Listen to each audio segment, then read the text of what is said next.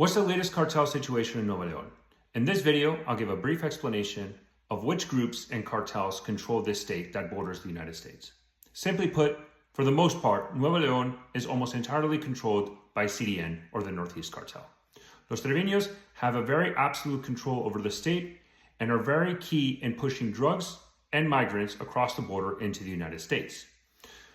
Earlier this year, the 2025 DIA Drug Threat Intelligence Assessment indicated that CDN receives a substantial amount of drugs from those Mallito Flacos to then push those products across the United States. Although this is a very deeply important business relationship between CDN and Mallito Flaco, we have no indications that this is more than just that, a business transaction, and nothing along the lines of a strategic alliance similar to what we see between Los Chapitos and CG&G. CDN is a territorial-focused cartel, and they don't really control a lot of the drug production routes and areas necessary to produce their own drugs. As such, they rely on other cartels to push them products so they can get them across the border.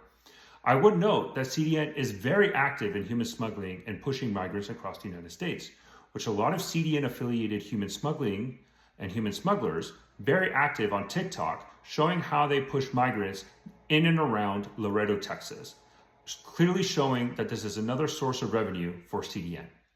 CDN is engaged in a very violent conflict along the borders of Tamaulipas and Nuevo Leon against their rival, Los Metros, either a Gulf Cartel faction or, as the Treasury Department likes to list them, basically CG&G in Tamaulipas. But the Metros have really not challenged CDN's control over Nuevo Leon.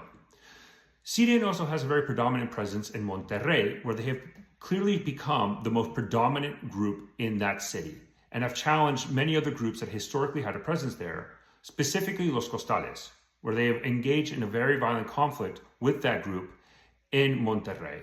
And some even speculate that this violence is related to the human smuggling networks.